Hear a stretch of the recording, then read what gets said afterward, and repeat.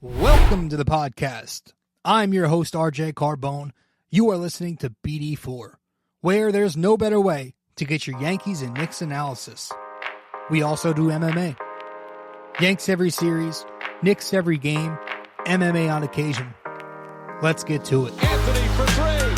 That one goes down, and the game is tied. I'd like to take this chance to apologize to absolutely nobody. The Yankees are champions of baseball.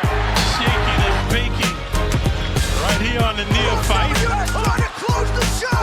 She was doing a great job of feeding that. It's over.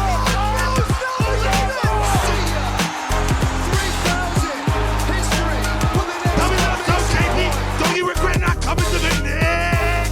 Don't you regret not coming to the Knicks?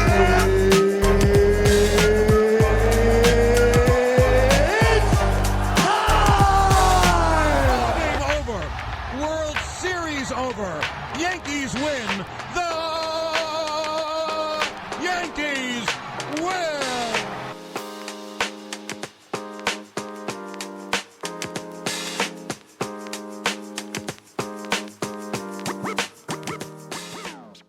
All right. Welcome.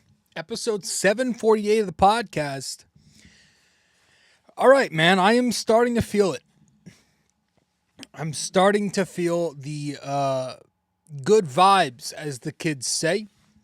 You know, I'm starting to feel that good energy around this Knicks team again, which, thank God. The Knicks have now won 4 in a row. They are currently 9-6 overall, which is a 600 record, having them on pace for about 49-50 wins. And they're third place in this Eastern Conference. Just things are hopefully starting to gel.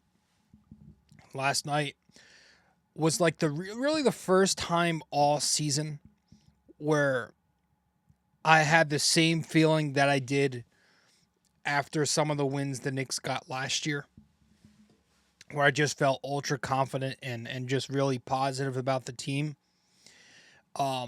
Just the offense, man. Things are clicking. Brunson, Towns, the wings. Like, overall, it's just becoming a likable team. You know, Towns is becoming a fan favorite around this fan base campaign. Fans are starting to love this kid. I will say in this episode, I'm probably going to repeat myself. Meaning I will bring up some themes and I'll say some things that we've been discussing all year, just because it's a lot of the same good and it's a lot of the same bad. So if you are a returning listener, just try to stick with it and understand where I'm coming from. And if you're a new listener, welcome. And my hope is that you learned something here. But we're going to get into this Knicks game. You know, I was watching some other games around the NBA and following some other games last night, and one of the cool things I noticed was that the Philadelphia Sixers continued to lose games. So those trashy white boys in Philly who were getting all cocky when they made that Paul George deal in the offseason, well, that's kind of becoming a disaster. He's been underachieving. I think he got injured last night. The Embiid thing is a joke. I mean, this guy can't play back-to-backs. He's always limping out there. Last night, he melts down in crunch time again with a big turnover. At this point, with that team, they're 2-11, 2-12 now, I think. Just shut Embiid down and tank, you losers. I mean, it's a mess over there. Locker room's a mess. The body language seems like shit every time I watch their games.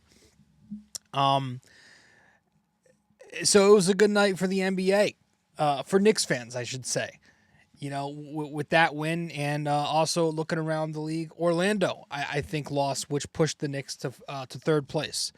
Not that any of this matters in November, but the vibes are feeling a lot better. And last night was a good win. Right out the gate against the Suns in Phoenix, Brunson and the Knicks were on fire. You know, they get off to this big 14-3 start. They scored 20 points before their first miss. It was like 7 minutes and change. It's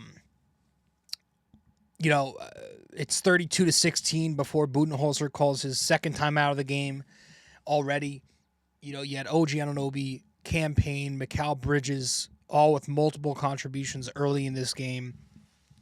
44-28 Knicks after one. Second quarter, they just maintained their dominance. They get off to a little bit of a slow start defensively in the period. Phoenix cuts it to a 13-point deficit. Tibbs calls a timeout, but Brunson gets hot late. Phoenix goes on this mini 6-0 run to end the first half with a couple of triples, but it's still 76-58 at the break. Third quarter, the Knicks slip up a little bit again, but they maintain a big lead. The defense, we'll talk about the overhelping a little bit. Early in the period, Phoenix cuts it to 11 points, but they still finished the third quarter up 110-93. And then the fourth quarter, kind of the same theme. Early in the period, they're a little lethargic and sloppy. Phoenix cuts it to 13, but Towns gets hot. Josh Hart makes a couple of big plays down the stretch with less than 5 minutes left. On one end, he gets a steal. On the other end, I think it was the next time down, he gets a big offensive rebound, which leads to a basket, I think, for Campaign. And so the Knicks eventually maintain the lead and win 138-122 in Phoenix, Arizona last night at Footprint Arena. Also, shout out to Jamal Crawford, man. That was awesome. I actually forgot he was with the squad this year. It was his first game of the season. That's crazy to say as he's a broadcaster now, because I watched him play a little bit growing up. But yeah, he with Clyde doing less road games and he doesn't do the West Coast trips. It was Jamal Crawford with Breen last night, and I thought those two were great together.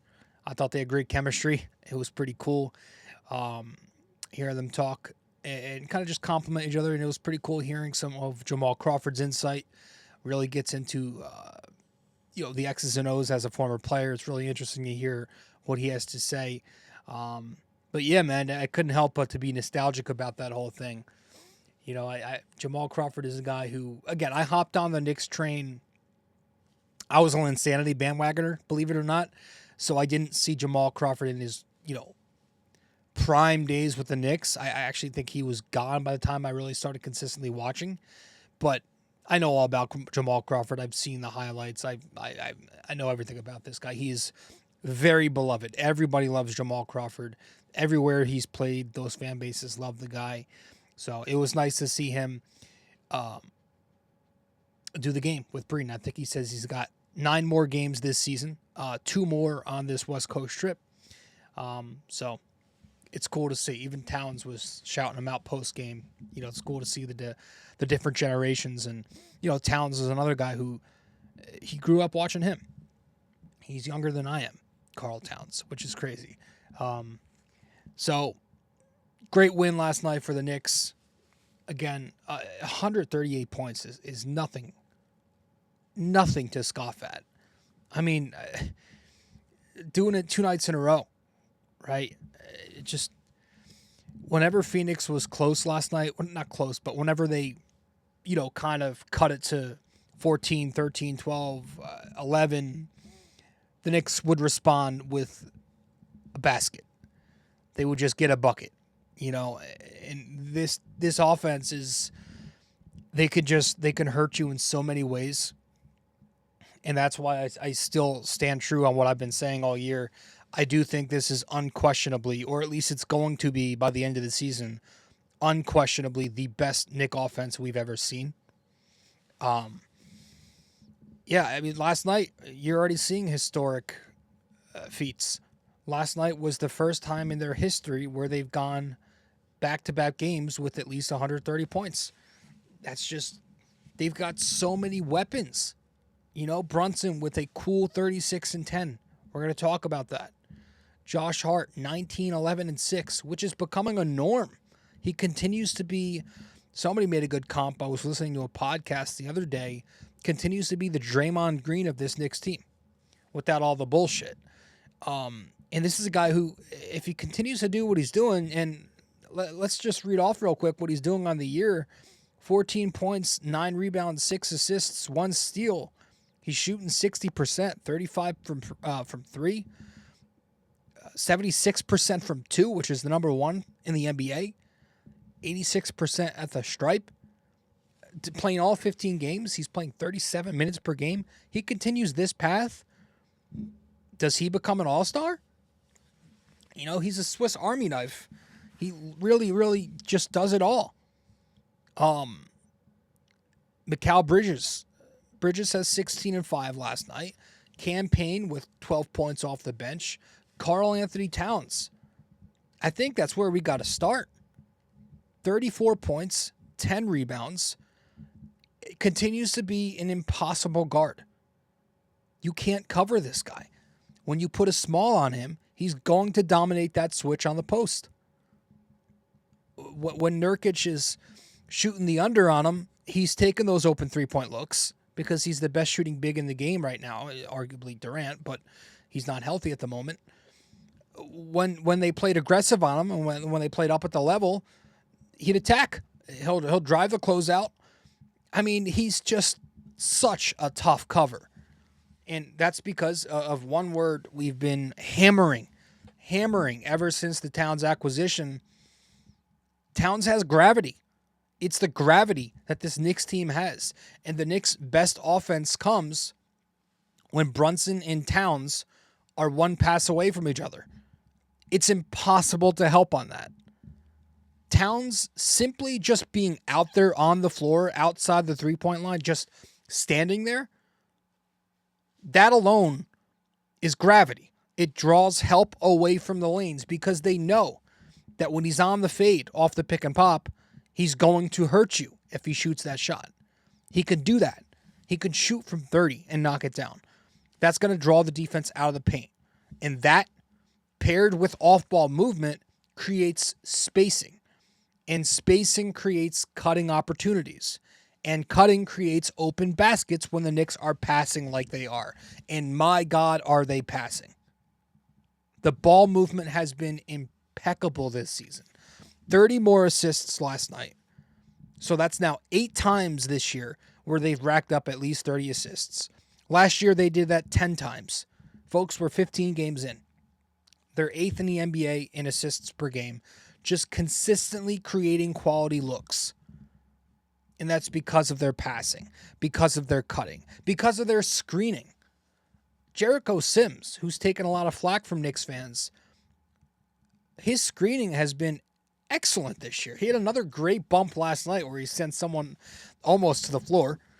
Wasn't quite what it was against whoever it was the other night, but he sends somebody on one of those guards, just bumped the shit out of him with the screen. And that's, with good screening, that's going to create floor space for Brunson to get downhill in the half court. This is something we've touched on this year before without Isaiah Hartenstein, who was an impeccable screener for Brunson. He opened up a lot of those short mid-range opportunities for Jalen. Where are they going to get that screening? Because Towns hasn't been amazing as a screener, but Jericho Sims has really done a nice job screening, and Brunson either uses it or he rejects it, pulls up on the drop. Really impressive stuff.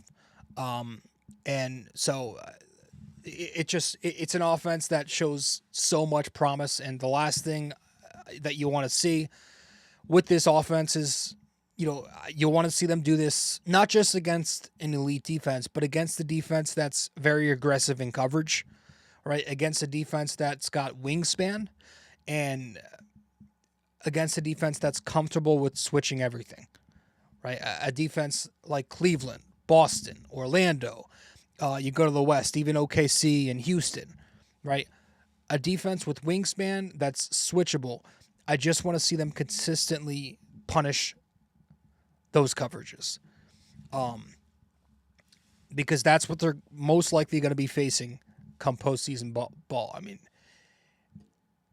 it's an offense, man, that's got me just so confident in what this team can do if they figure their shit out defensively. But overall, it's a perfect fit offensively. This roster that they've assembled, they're benefiting significantly with this stretch 5 offense, right? With Towns at the 5, it impacts positively, the spacing, the cutting, it opens up those driving lanes. His gravity allows the Knick wings, the Knick guards, to play off of him with his gravity as a shooter, with his playmaking skills. It's such a fun offense to watch, and it's a lethal offense.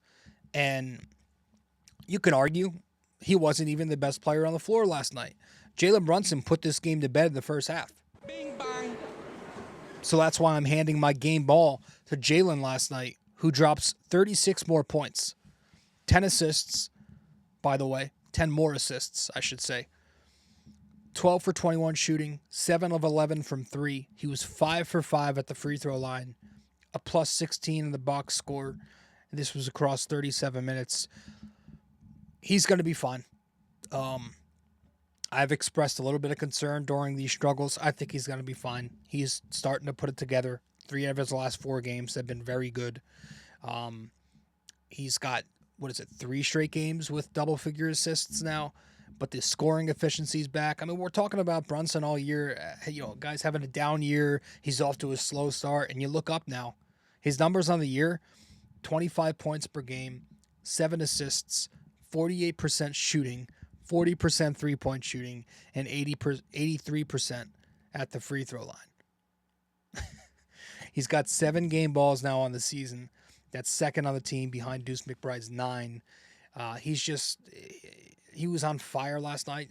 Jalen Brunson in that arena, they were mentioning on the post-game lighting might have something to do with it, which I guess makes a lot of sense. You like the lighting of the arena, but he kills that team. And he was doing it in multiple ways last night, snaking pick and roll, coming off staggers, pulling up off of relocations. The first basket of the night, he comes off some type of action. I forget what it was called, some type of chin action. But, some of the baskets he was getting, he was dominating Ryan Dunn, but some of the baskets he was getting against those bigger wings, like Royce O'Neal. O'Neal, who is a big wing, he's got range and length, harassing him on some of these possessions, and it didn't matter because he would just use the incredible footwork that he's got and just drop a bucket in his face in the short mid-range game. He is I said this all year last year, best scorer off of 2 feet in basketball. Maybe you can argue Luka, but what he can do just with how skillful he is with the ball, how I hate to use the word crafty because it's overused today, but he opens up so much offense for himself, and then you take into account the spacing that other guys are creating for him when you're playing 5 out. Yeah, it's going to give you 130 plus points. So, shout out to Brunson. Really quick, let's go to the bench. I thought Cam Payne was the best Knick off the bench last night. Cameron Payne, 12 points last night, knocked down 2 threes. He was 2 for 3 from 2 as well. This guy's got a quick friggin' trigger, man. And I love that about him. He knows his job. He comes in, and he's not afraid to let it fly. He's got the weirdest release, a sideways left-handed shot. But he can knock down some pretty demoralizing shots because they're tough shots that when they find the bottom of that net, I remember him from last year playing the Knicks. Pain in the ass. Some demoralizing shots that stopped momentum or gave momentum to the other team. And then, you go to the other end, and he's a pretty good defensive wing too. He's aggressive. He's very pesky out there. He's got wingspan, so he can guard 1 to 3. He can switch. He can jump the gaps, the pass lanes. He had a nice steal last night. So Cam Payne's actually been pretty good for the Knicks. I know a lot of us want to see Tyler Kolek. He got some minutes last night, but again, he's showing you that he's very much not ready defensively yet. But Cam Payne has been good on both sides of the ball. 2 game balls now this season. And on the year for the Knicks, Cam Payne's numbers, 8 points per game, 44% from 3. That's across 17 minutes per game. So you like that.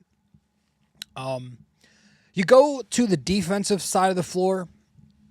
They gave up 130 whatever or 120 whatever points. I want to start with some positive. I actually thought their defense at points in this game, especially early on, was really in sync. There were a lot of moments early where you could see their defense was in sync and you could see the upside to where maybe this defense can become average. I thought they were very crisp on their rotations. Very good help defense. The recoveries off the help was, that was there. And it led to a lot of their good early offense. It led to that high pace offense with great ball movement. Now, as the game started to progress, at the end of the day, they gave up 122 points. And that's 122 points to a Phoenix team that doesn't have Durant, that doesn't have Bradley Beal. Yeah, and that's a team in their last 4 games entering last night without those 2 guys, averaging just 101 points on a 106 offensive rating, which both of those numbers are bottom third. So, it was a lot of the third quarter offense from Phoenix that hurt the Knicks. And it's the same, the Knicks love to protect the middle, right? And you saw last night, it's most of the same thing. Over helping off those ball screens on what could be easy switches, late rotations leading to wide open threes because you're helping off the screen there. Again, I'm not an X's and O's expert. I'm trying my best to see where Tibbs is coming from, but I don't know that there's a great reason to send help to OG Anunoby, who's arguably a top 3 wing defender in the NBA, if not the best, right? I feel like we should either play it straight up, or here's one. This is something I've been hammering all year. Just switch it. Just switch everything. There's no reason to send help off of every ball screen. And they got killed in parts of this game, especially in the third quarter. The first basket of the second half for Phoenix was on what should have been an easy Anunoby and Towns switch. Towns switches to Booker, but Anunoby doesn't switch it. He struggles to fight over the top of the Nurkic screen. That leads to an easy 45 back cut for Nurkic, in which he threw down a dunk. And there were a lot more possessions where the Knicks would hard hedge or blitz on Booker, and that led to a missed rotation. And I understand that you want to force the ball out of their best weapon's hands, but I wish the Knicks would switch pick and roll a little bit more than they do. There were just a lot of maddening possessions, and there have been, where they decide to blitz or fight over the top. And you look at it, and it's 2 wings in the action, or it's one of their wings and Jericho in the action, or one of their wings and Campaign in the action. It's like these pick and rolls or these ball screens where you don't have to where you don't have to drop, you don't have to help, where you can just simply switch it because it makes sense, because you've got the personnel in that action. And I know Tibbs doesn't like to switch it because he's got Brunson and Towns at 1 and 5, but even with Towns, like last night, he showed you why you could switch 2 to 5 at the very least. He showed you that. Because there was a possession early second quarter where Towns and Campaign, they switch off of a down screen, and Towns holds his own against Morris, who's a small. He played some very good defense and got the stop. But there were other moments in this game where Towns was guarding Iguodala, if that's his name, their big man, on pick and roll coverage. And it just led to some very bad defensive possessions. So Towns is capable of switching on to pick and roll guards. And this is something we've known already, right? He's a poor defensive player at the 5, but he's a much better defender at the 4. And Jericho doesn't have to be defaulted to a drop as a true switch big. So I do think some of this poor defense you're seeing from this Knicks team can really be alleviated, if that's how you say it, with more aggressive scheming. Because offenses will continue to attack the Knicks drop coverage as long as Towns is at the 5, and he will be there primarily. And they will continue to launch open looks on the 3-point line with the Knicks very focused on helping middle. So I do think the ceiling is there for this team to be average offensively, but I think it's going to be from a little help from their head coach. Tom Thibodeau's got to realize sometimes that this scheme where they just consistently help and they consistently worry about the paint against these teams who can shoot threes, I don't know if that's always the best strategy. I don't want to rant about that because they won this game. So that was just the only thing that bothered me, but I'm saying this in a positive manner where I think you have enough personnel to where this can work and you can go that Denver Nuggets 2022 route, whatever year they want it. But yeah, that's that. So I'll wrap that part up there. We're going to head to break and we have a few more things to talk about as well, but let's head to break really quick. We'll be back in a few minutes. Hey there, thanks for listening in so far. If you enjoy this episode, please give us a 5-star rating and review on Apple Podcasts. And if you're on YouTube, don't forget to like, comment, and subscribe. Thanks so much.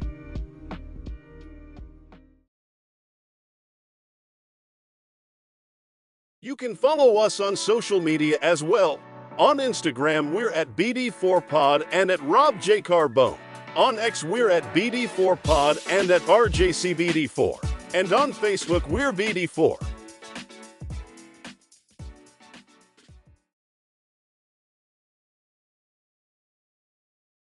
If you're interested in our website, just go to www.bd4blog.com. You can subscribe to our blog on there right on the front page. Just like on the podcast, we cover Yankees, Knicks, and MMA. Also on our website are the links to the different platforms for the podcast. Thanks so much.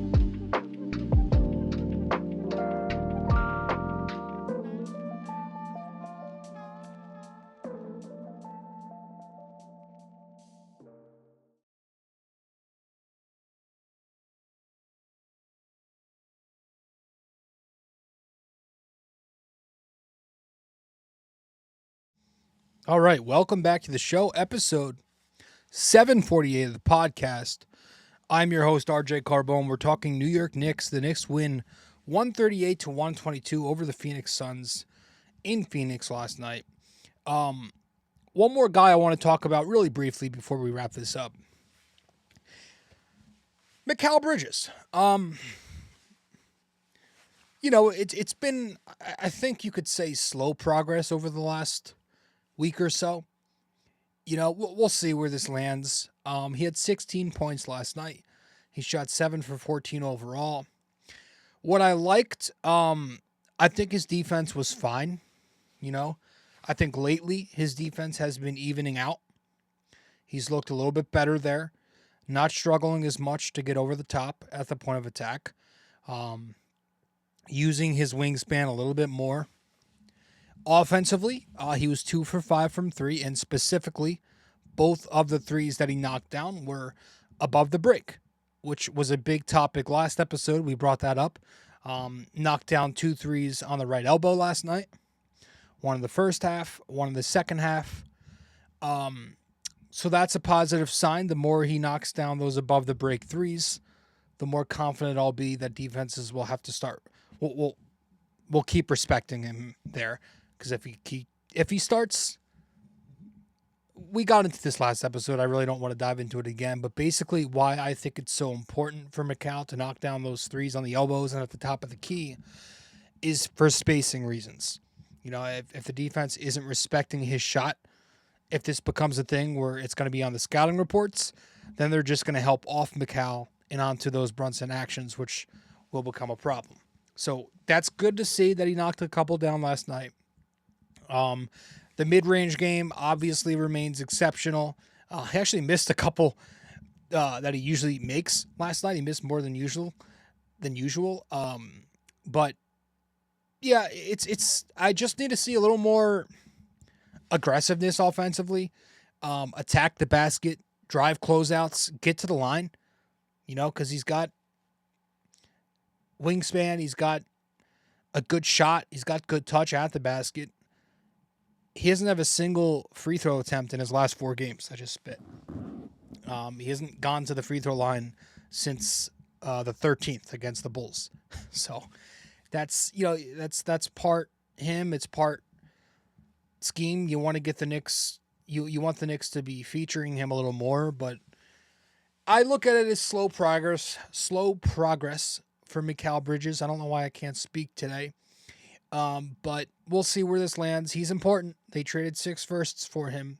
So let's, I don't need him to drop 20 plus points per game, especially on this roster, but it's going to be more about the efficiency and more about certain nights when Brunson or Towns doesn't have it.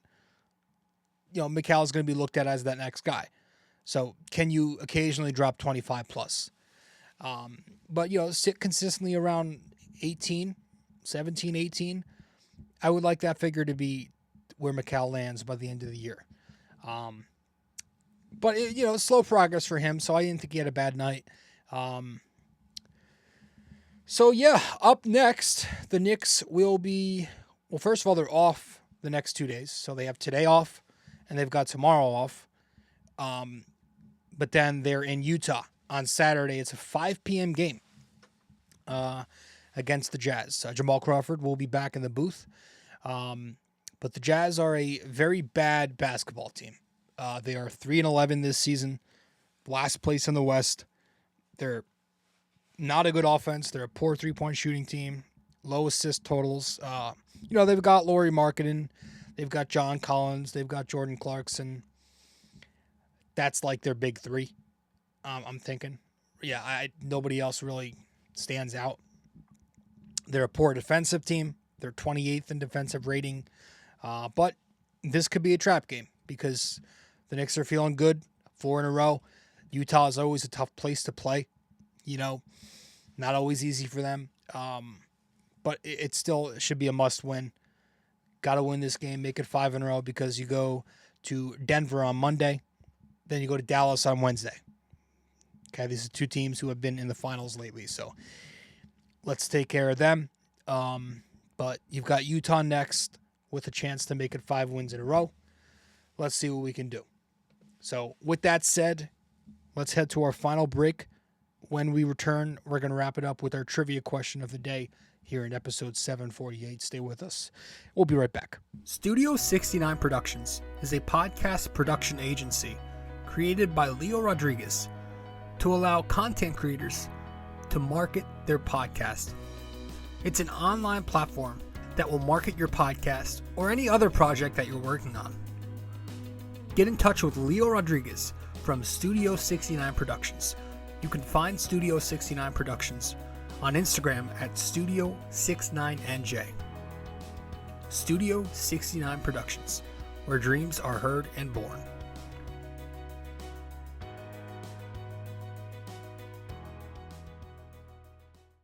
Thanks for listening to BD4, where there is no better way to get your Yankees and Knicks analysis. We also do MMA, Yanks every series, Knicks every game, and MMA on occasion.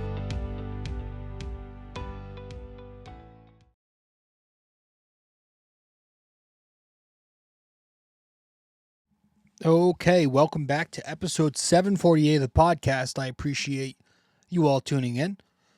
You are listening to, or maybe you're watching BD4, where there's no better way to get your Yankees and Knicks analysis. We do Yanks every series, Knicks every game, MMA on occasion. Don't forget to share these episodes with your friends and family on social media. Download these episodes. Give us a 5-star rating and review on Apple Podcasts. Maybe you like watching the video format on YouTube and Spotify. Regardless of how you are consuming this podcast, I do appreciate you all tuning in. And with that said, let's wrap this episode up with our trivia question. All right, so for this episode 748, our trivia question of the day. Jalen Brunson has produced at least 25 points, 10 assists, and 5 3-pointers made in 2 consecutive games. How many other Knicks have done so in franchise history? All right, so one final time here. Jalen Brunson has produced at least 25 points, 10 assists, and 5 3-pointers made in 2 straight games. How many other Knicks have done so in franchise history? So let me know the answer wherever you can reach me. If you get the answer correct, I will give you a shout out in the next episode. But that's it for this one. The Knicks win. Final of 138-122 over the Suns. And hopefully this can be the start of something special. And let's hope the Knicks take care of this West Coast trip. Again, my ask of this West Coast trip, I really would love to see them go 3-1 before they head back to the East Coast. So we'll see. That's it, everybody. I appreciate you all tuning in as always, and I'll see you in the next show. Episode 748 in the books. Later. This episode was brought to you by Anchor. Hey there! If you stayed the entire way through, we thank you immensely for it. We hope you enjoyed this podcast and that you come back for the next episode real soon. Don't forget to like, subscribe, comment, download these episodes, and share them with your friends as well. BD4 is a 5-star podcast simply because of you. And we'd like to keep it that way. Have a wonderful day. Go Yankees and go Knicks.